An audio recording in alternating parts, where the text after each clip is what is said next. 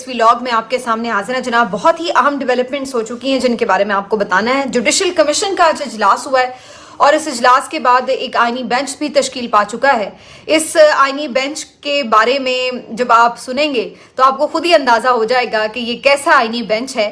اور judicial commission کا اجلاس اور اس سے پہلے ہونے والے معاملات یہ بھی بڑے امپورٹنٹ ہیں کیونکہ ایک خط پھر سے منظر عام پر آ گیا ہے. اور یہ خط و کتابت کا جو سلسلہ جب بھی شروع ہوتا ہے، یہ جو عدلیہ کے اندرونی اختلافات ہیں اور عدلیہ کو جو کمزور کرنے والے معاملات ہیں اس کا پتہ دیتا ہے. تو یہ خط منصور علی شاہ صاحب اور منیب اختر صاحب کا سامنے آیا، جس کے بعد جوڈیشل کمیشن کا یہ اجلاس بھی ہوا ہے. یا آفریدی صاحب کی پوزیشن کیا سمجھ میں آتی ہے، اس پہ بھی تبصرہ کریں گے.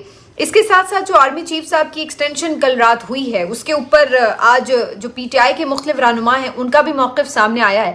لیکن جو اصل پی ٹی آئی ہے عمران خان، ان کا موقف بھی سامنے آیا ہے. تو یہ موقف کتنے فرق ہیں ایک دوسرے سے، اس کے اوپر بھی جائزہ لیں گے. اور پھر ساتھ ہی ساتھ کچھ بلاول بھٹو زرداری کی ناراضگی کی خبریں آ رہی ہیں، تو اس کا بھی جائزہ لیں گے کس حد تک وہ ناراض ہو گئے ہیں. کافی کچھ ہے اس ویلاگ میں. آپ سے ریکویسٹ ہے کہ چینل کو سبسکرائب کر لیں اگر ابھی تک سبسکرائب نہیں کیا. تو بعد میں شروع کروں گی جوڈیشل کمیشن سے. جوڈیشل کمیشن آف پاکستان کا آج اجلاس ہوا جس میں 12 ممبرز جو تھے وہ شریک تھے. ان 12 ممبرز میں ظاہر ہے دیکھنا یہ تھا کہ کون کس کے حق میں ووٹ کرتا ہے. تو فائنلی جوڈیشل کمیشن کا جو اجلاس ختم ہوا ہے تو اس میں آئینی بینچ تشکیل پا گیا ہے. اس کے سربراہ جسٹس امین الدین خان صاحب، حکومت کے فیورٹ، وہ بن چکے ہیں. اور ان کے ساتھ ساتھ جو باقی ممبرز ہیں وہ بھی سن لیجئے. جمال خان مندوخیل، محمد علی مظہر، عائشہ اے ملک صاحبہ، حسن اظہر رضوی صاحب، جسٹس مسرت ہلالی صاحبہ اور جسٹس نعیم اختر افغان صاحب. تو جتنے قاضی صاحب کے ساتھی ہیں ماشاءاللہ سب کے سب اس بینچ کا حصہ ہیں. جمال خان مندوخیل ہوں، مسرت ہلالی صاحبہ ہوں، نعیم اختر افغان صاحب ہوں، یہ سب آپ کو نظر آ رہا ہے، اور امین الدین خان صاحب آف کورس. تو یہ جو قاضی کی باقیات ہیں یہ سب یہاں پر نظر آ رہی ہیں. تو زندہ ہے، قاضی زندہ ہے، سپریم کورٹ میں ابھی بھی قاضی زندہ ہے. باقی عائشہ ملک صاحبہ جو ہیں وہ بالکل جسٹس اطہر من اللہ، جسٹس منیب اختر اور منصور علی شاہ صاحب کے قریب سمجھی جاتی ہیں، ان کے ذہنی طور پر زیادہ قریب ہیں. جبکہ محمد علی مظہر اور حسن اظہر رضوی صاحب اگرچہ مخصوص نشستوں میں اسی 8 گروپ میں شامل تھے جنہوں نے پی ٹی آئی کو مخصوص نشستیں دی تھی، لیکن بہرحال ان کے جو مختلف فیصلے ہیں وہ ادھر ادھر ہو سکتے ہیں. تو یہ کوئی ایسا نہیں ہے کہ آپ یہ کہیں کہ جی یہ بالکل قاضی صاحب کے ساتھ ہیں یا یہ بالکل منصور علی شاہ صاحب کے گروپ میں تھے. تو یہ کچھ تھوڑے سے ڈیویٹنگ سے ووٹس ہیں. باقی 4 جو ہیں وہ ماشاءاللہ سے پورا بھرپور قسم کا. میرا خیال ہے یہ بڑی زیادتی ہے کہ وہ جو ایک اور جج صاحب تھے ان کے حامی، ان کو کیوں نہیں اس میں شامل کیا گیا. قاضی صاحب کو ہی شامل کر دیتے، کسی نے کیا بگاڑ لینا تھا. لیکن بہرحال انہوں نے قاضی صاحب جیسے ہی سارے شامل کر دیے. تو یہ بینچ جو ہے جی اب تشکیل پا چکا ہے. اور آپ اندازہ لگائیے کہ یہ ایک بینچ جو نسبتاً ایک جونیئر بینچ ہے، کیونکہ اس سے اوپر تقریباً 3 سینئر ممبرز ہیں جن کو شامل نہیں کیا گیا. اور ان جونیئر ججز نے بیٹھ کر اب فیصلے کرنے ہیں آئینی معاملات کے. اور اس میں اب جتنی بھی آئینی پٹیشنز اس وقت زیر سماعت ہیں، مثال کے طور پر مخصوص نشستوں کی نظر ثانی، اس کے بعد جو پی ٹی آئی نے نظر ثانی کی درخواستیں دائر رکھی ہیں الیکشن کمیشن کے حوالے سے، وہ والی بھی، الیکشن ٹرائبونل والا جو معاملہ ہے وہ بھی اس طرح آئے گا، 26ویں آئینی ترمیم وہ بھی ادھر ہی آئے گی. تو جتنے بھی اس قسم کے جی معاملات ہیں، ملٹری ٹرائلز والا معاملہ، یہ سارے جو آئینی معاملات سے جڑے ہوئے کیسز ہیں ماشاءاللہ وہ یہ والا جو بینچ ہے اب سنے گا. تو بہت مبارک ہو جی حکومت کو، ایک اور انہوں نے کامیابی حاصل کر لی ہے اور من پسند ایک آئینی بینچ تشکیل پا گیا ہے.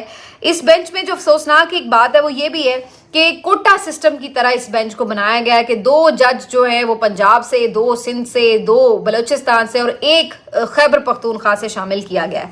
تو یہ بھی ایک افسوسناک بات ہے کہ آپ نے فیڈریشن کو ایک طرح سے نقصان پہنچایا ہے. یہ چیزیں قابلیت کی بنیاد پر طے ہونی چاہیے، نہ کہ آپ یہ کوٹا سسٹم بنا دیں کہ جی آپ نے ہر صوبے سے لینا ہی لینا ہے. تو یہ بھی ایک افسوسناک مرحلہ ہے. اس بینچ کی تشکیل میں اور جسٹس امین الدین خان صاحب کو جو سربراہ بنایا گیا ہے، اس میں آج جوڈیشل کمیشن کے جو اجلاس میں اگر ووٹنگ کی بات کی جائے تو انٹرسٹنگلی جسٹس یحییٰ آفریدی، جسٹس منصور علی شاہ، جسٹس منیب اختر اور جو پی ٹی آئی کے 2 ممبرز تھے، ان 5 لوگوں نے مخالفت کی امین الدین خان صاحب کو آئینی بینچ کا سربراہ بنانے کی.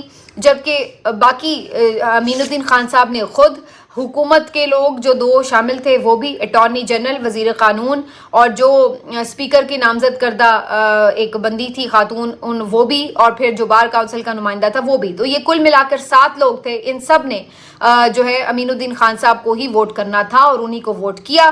तो इस तरह 7-5 की मेजॉरिटी से जस्टिस अमीनुद्दीन खान साहब, जिनको बहुत से कोर्ट रिपोर्टर्स दस्तखती जज कहते हैं, और वो कहते हैं कि जी वो खुद से फैसला भी नहीं लिखते और तरद्दुद भी नहीं करते कोई सवाल करने का भी।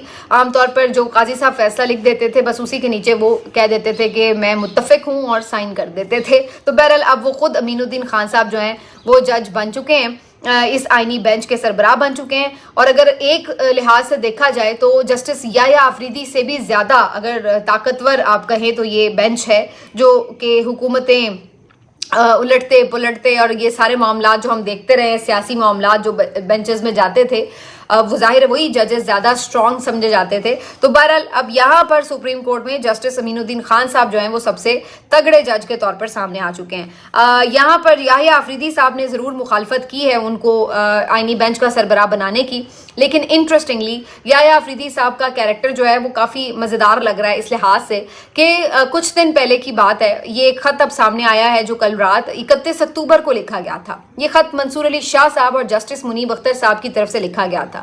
26वीं आईनी तरमीम जो हुई है उसके ऊपर मुख्तलिफ बार्स ने उसको चैलेंज किया है और दरख्वास्तें दायर की हैं, और ये मुख्तलिफ दरख्वास्तें जो हैं ये सुप्रीम कोर्ट में अभी सुनी नहीं गई थी। तो इन जजेस साहिबान ने chief justice of Pakistan Yahya Afridi साहब से ये दरख्वास्त की कि जजेस कमेटी का इजलास बुलाएं और 26वीं आईनी तरमीम से मुतल्लिक जो है फैसला किया जाए कि इसको कैसे और कहाँ सुनना है। लेकिन याहिया आफरीदी साहब ने ये इजलास नहीं बुलाया। उसके बाद इन 2 जजेस ने अपने तौर पर ये इजलास बुलाया, क्योंकि 3 में से 2 ये ऑलरेडी अक्सरियत में थे, तो इन्होंने इजलास बुला लिया। इन्होंने इजलास बुलाया और ये तय किया कि ये 26वीं आईनी तरमीम है इसको फुल कोर्ट सुने, और उन्होंने इसके लिए ये एक फुल कोर्ट की रिक्वेस्ट जो है वो भिजवा दी कि ये मुकदमा समाअत के लिए फिक्स किया जाए।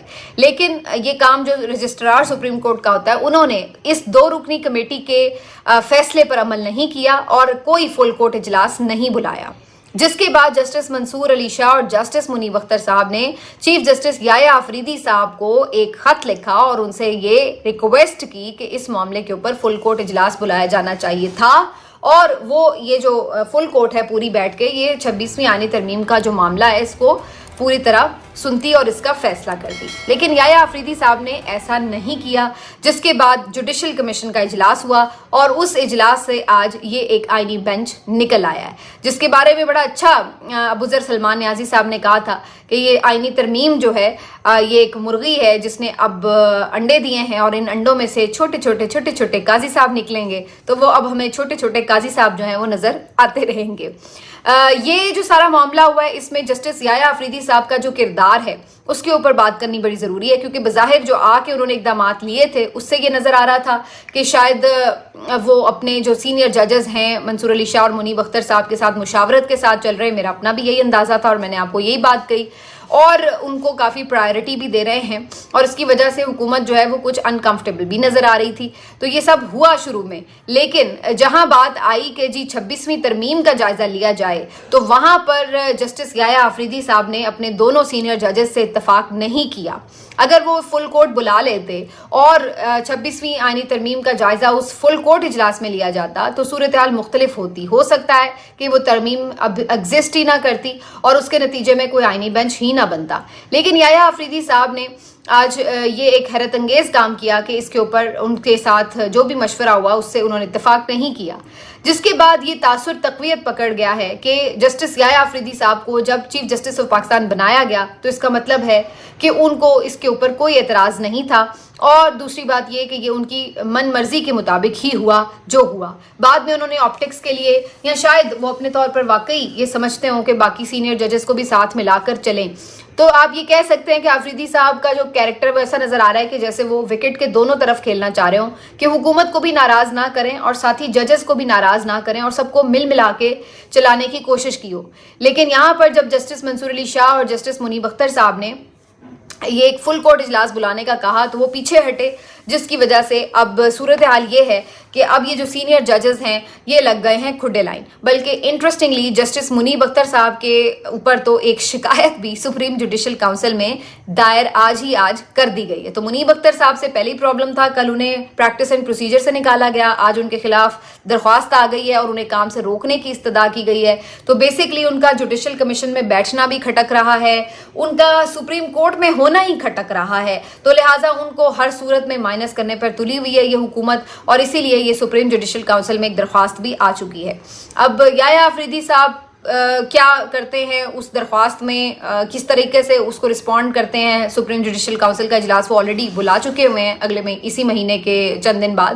لیکن اب یہ باتیں شاید اتنی معنی نہیں رکھتی, کیونکہ اب یہ ججز سپریم کورٹ میں بیٹھیں یا نہ بیٹھیں, جب یہ آئینی بینچز میں ہی نہیں بیٹھ رہے تو اس کا مطلب ہے کہ پھر ان کا ہونا یا نہ ہونا حکومت کے لیے کوئی اتنی پریشانی کی بات تو نہیں رہی. لیکن یہاں پر یحییٰ آفریدی صاحب نے اپنے بھی کچھ اختیارات کو بہرحال خود ہی اپنے ہاتھ سے کم ضرور کر لیا ہے, کیونکہ اگر وہ آئینی بینچ کے سربراہ ہوتے تو وہ ایک مختلف صورتحال ہوتی. لیکن فل کورٹ اجلاس انہوں نے نہیں بلایا, جس کے نتیجے میں اب یہ آئینی بینچ ایک الگ بینچ بن چکا ہے, اور اس میں جسٹس امین الدین خان صاحب جو ہیں وہ اس کی سربراہی کریں گے. تو اس میں وہ تمام لوگ جن کی کہیں نہ کہیں کوئی بزدلی رہی یا حکمت عملی میں کمی رہی, وہ کہیں نہ کہیں نقصان اب اٹھا چکے ہیں. چاہے وہ جسٹس منصور علی شاہ صاحب ہوں, جو قاضی صاحب کے ٹینیور میں ہر فیصلے میں ان کے ساتھ رہے, اور ان دی اینڈ وہ سارے فیصلے کرتے کرتے خود ہی ان فیصلوں کے وزن کے نیچے دب گئے, اور ان کو خود بھی نقصان ہوا, چیف جسٹس بھی وہ نہیں بن سکے. اسی طرح سے آپ کہہ سکتے ہیں کہ یحییٰ آفریدی صاحب بھی کچھ چیزوں میں اگر ابھی سے حکومت کے ساتھ کمپرومائز کر رہے ہیں تو الٹیمیٹلی عدلیہ جو ہے وہ کمزور ہوتی نظر آ رہی ہے اس ساری صورتحال میں. اور اب جونیئر جو ججز ہیں وہ بیٹھ کر اگر یہ فیصلے کریں گے آئینی بینچز کے معاملات, تو یہ بالکل ایک کمپرومائزڈ قسم کی کورٹ بنے گی, جو کہ بالکل حکومت کی منشا اور مرضی کے مطابق جو ہے وہ فیصلے دیتی پھر رہی ہوگی. تو بہرحال یہ ایک عدلیہ کی آزادی پر جو کل رات ایک وار کیا گیا تھا, اس کو بھرپور انداز میں آج دوبارہ اسرٹ کیا گیا, اور یہ پچھلے 2-3 دنوں میں حکومت کا پلڑا اس جنگ میں بھاری نظر آ رہا ہے کہ انہوں نے ججز کی تعداد بھی بڑھا دی. ویسے تو نہ بھی بڑھاتے تو اب ساری چیزیں انڈر کنٹرول ہیں ان کے, لیکن اگر پھر بھی انہیں شک ہے کہ اگر کوئی ذرا گڑبڑ کرے گا تو وہ مزید تعداد بڑھا کے بھی معاملات کو سیٹل کرنے کی کوشش کریں گے. تو یہ چیز بھی اپنی جگہ ہے. اور یہ دوسری طرف ہم دیکھ سکتے ہیں کہ آرمی چیف کی بھی مدت ملازمت انہوں نے بڑھا دی, تو جو کام انہوں نے کر رہے تھے وہ انہوں نے کیے ہیں, اور اب وہ کافی حد تک اپنے آپ کو پروٹیکٹڈ فیل کر رہے ہیں. اور دوسری طرف آرمی چیف کی جو ایکسٹینشن ہوئی ہے اور ان کی جو مدت ملازمت میں اضافہ کیا گیا ہے, اس کے اوپر پی ٹی آئی کا رد عمل بہرحال وہ نہیں تھا جو کہ سمجھا جا رہا تھا, جو سوچا جا رہا تھا.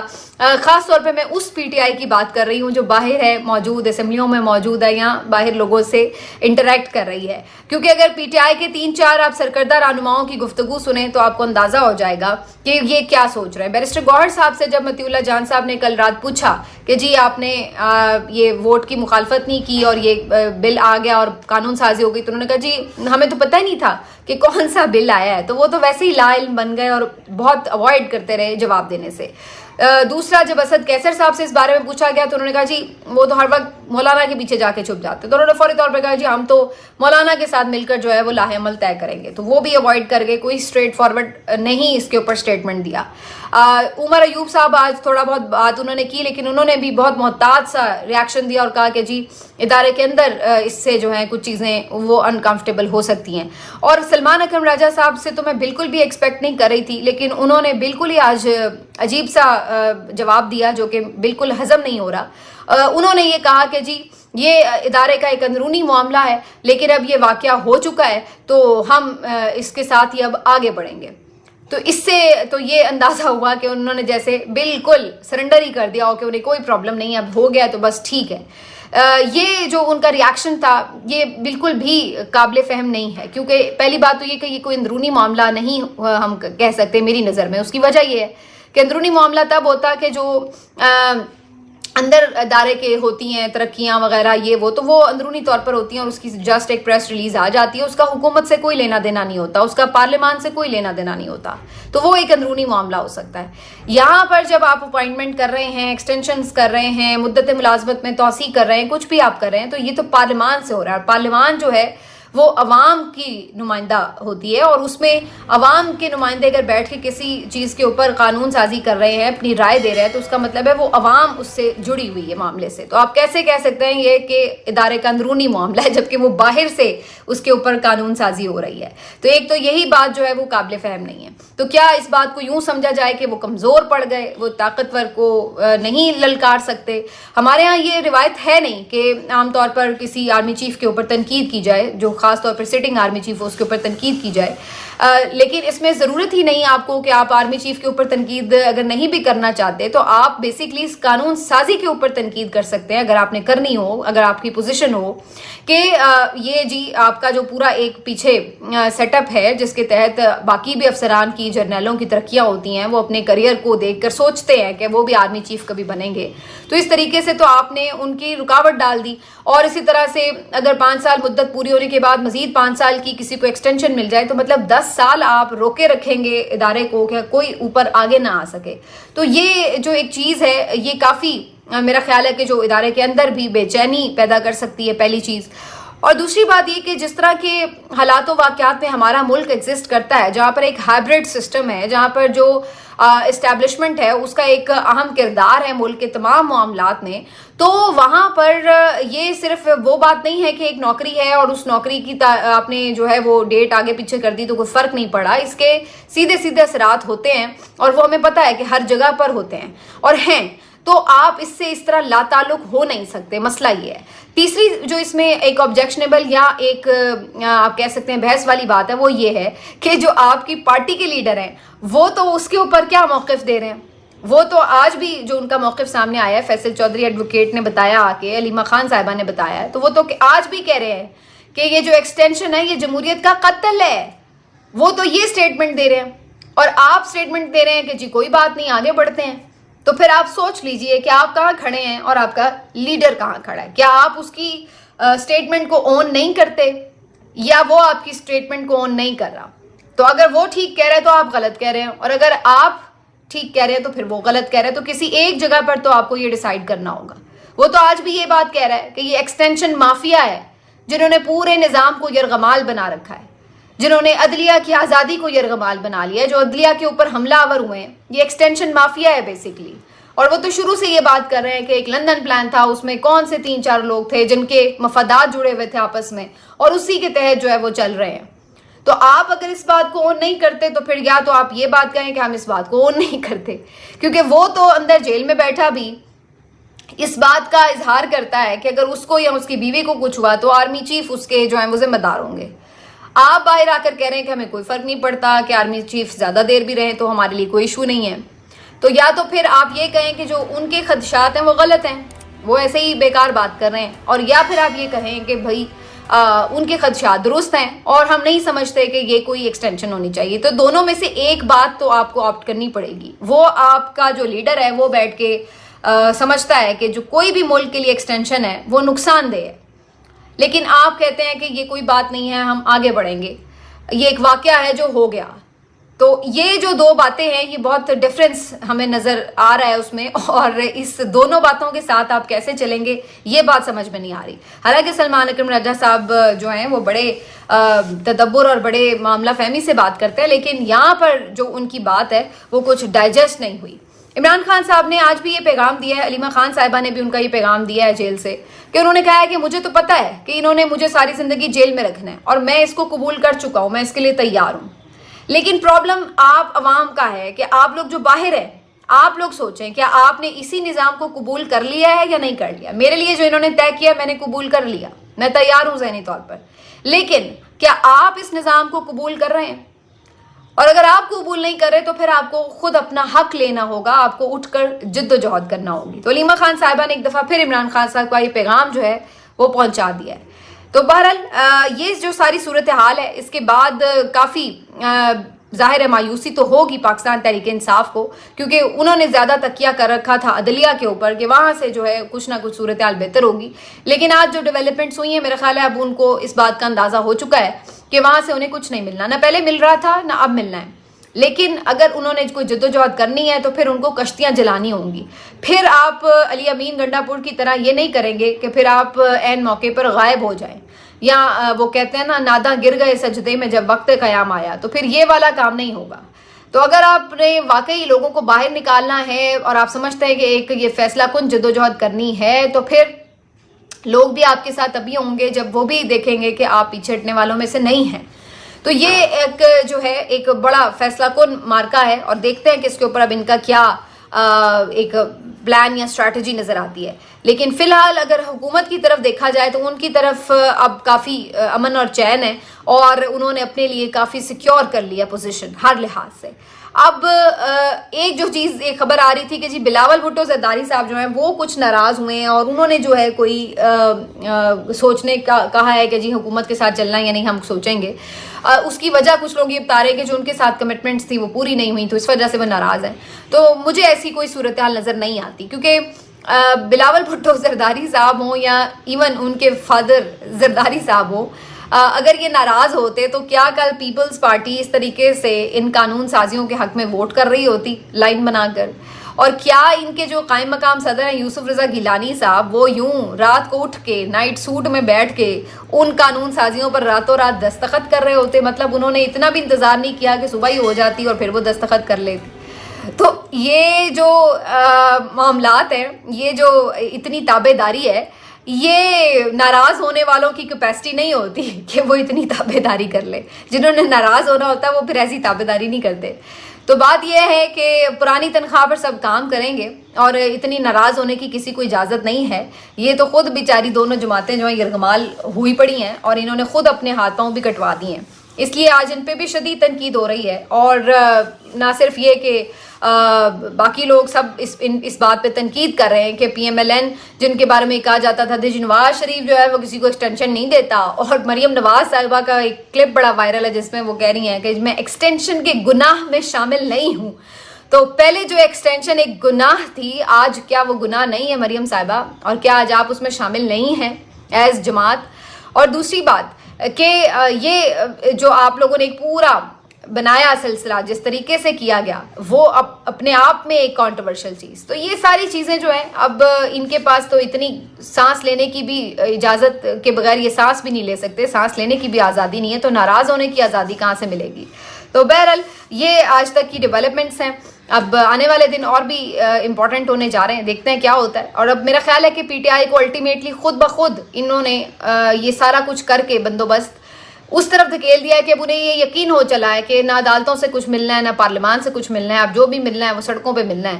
تو اب یہ الٹیمیٹلی شاید یہ اس طرف جائیں کہ اب پورا جو زور ہے وہ ہم نے سڑکوں کی تحریک پر لگانا ہے۔ ملتے ہیں آپ سے اگلے ویلاگ میں، اپنا خیال رکھیے۔